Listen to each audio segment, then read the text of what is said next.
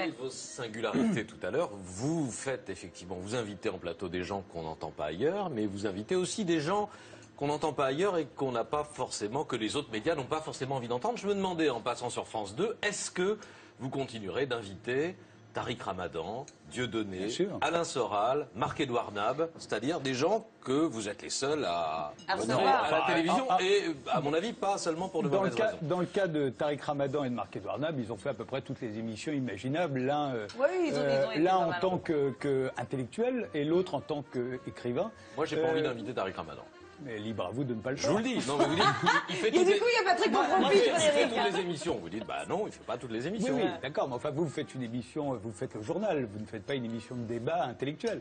L'avantage, c'est d'avoir chacun la chaîne et voir des choses qui ont sur ce sujet, j'ai toujours été clair et j'ai toujours fait ça partout, y compris sur des stations de radio que nous avons fréquentées tous les deux. Oui. Pour moi, il n'y a pas de liste noire, il n'y a pas d'invité que je refuse d'inviter par principe parce que je ne l'aime pas.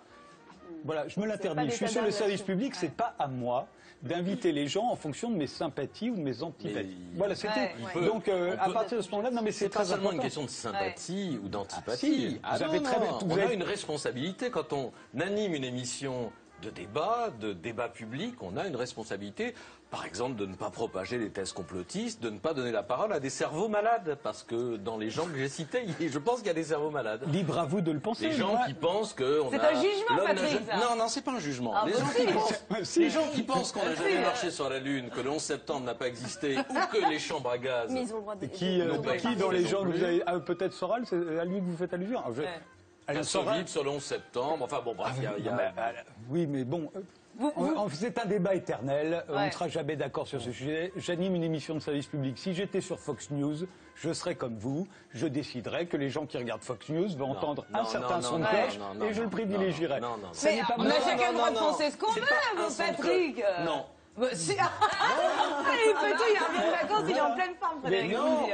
Non, on a le droit de penser ce qu'on veut d'abord dans les limites de la loi. Et pardon, mais là, en l'occurrence, je n'ai jamais eu de problème de ce côté-là. Alessandra, le négationnisme, c'est quelque chose. J'ai jamais entendu le CSA taper sur Frédéric Tadei. Non, mais Patrick, on a l'impression que là, qu'il y a des gens qui viennent dans mon émission pour dire que les chambres à gaz n'ont pas existé. Ça n'est jamais arrivé. Je dis qu'il y a des complotistes, vous savez ce que c'est, les complotistes, les conspirationnistes, et que le complotisme, ça finit généralement. Vous avez l'habitude de ce genre de débat. Non, mais c'est très marrant parce que sur ce sujet, j'ai eu à m'expliquer et je me suis expliqué et je crois que les gens ont été assez convaincus.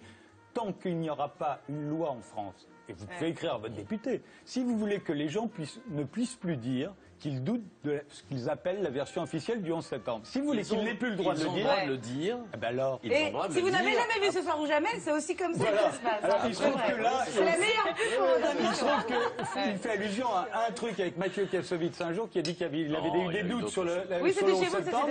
Il y avait des gens en face de lui qui lui ont dit qu'il était fou. Le débat a eu lieu, point terminé. Alors, si je disais là, j'ai des doutes sur le fait que Lee Harvey Oswald était le seul tireur le jour de l'assassinat de Kennedy. Qu'est-ce que vous faites? Vous m'accusez de négationnisme et vous me faites arrêter par la police? Évidemment pas. Quelle différence? Je pointe ça. Non, simplement vous dites... n'empêche qu'il vous a posé une question.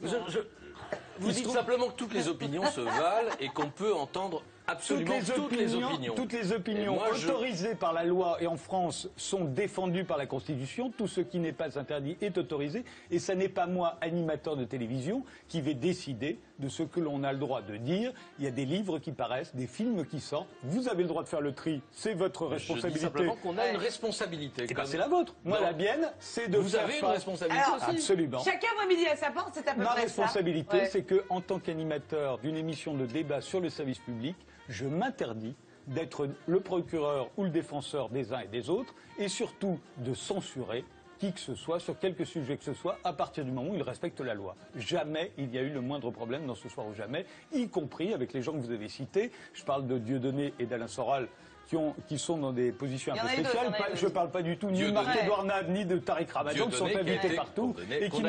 Moi, je vous propose d'inviter Patrick Cohen la prochaine fois dans votre émission. Vous voulez que je vous fasse la liste d'un certain nombre de ministres qui ont été condamnés, y compris pour racisme? Ça vous a pas empêché de les inviter dans votre émission de radio le lendemain? Pas beaucoup. Ah oui, vous pouvez consulter des noms. Vous les avez invités le lendemain, ça vous a pas gêné. Bon, voilà, parce qu'il se trouve que c'était des ministres ou des élus de la République. point. Alors, ce soir ou jamais, c'est ça. Donc, et avec un animateur qui n'a pas sa langue dans sa Ce poche. soir ou jamais, c'est l'émission la plus transgressive du PAF. On vient d'en avoir. C'est vrai. Et c'en est une Il y a des gens, il y a C'est ce des que gens dit que ça Patrick. choque, je Ouais. le comprends.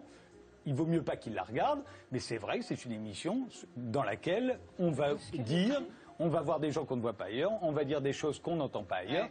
mais jamais, Et vous encore aimez une bien fois. entendre ça. Mais évidemment, c'est Ah bah, c'est le but. ça fait Mais c'est le réagir but. aussi, bien C'est sûr. pour ça que cette émission existe. Mais j'aime encore bien, une fois, moi, en 657 émissions, il n'y a jamais eu le moindre propos tenu sur ce plateau qui non seulement ait pu donner l'occasion à des plaintes, mais où moi je sois obligé de dire à quelqu'un vous n'avez pas le droit de dire ça, quittez ce plateau. Ce que j'aurais fait si ça avait été nécessaire.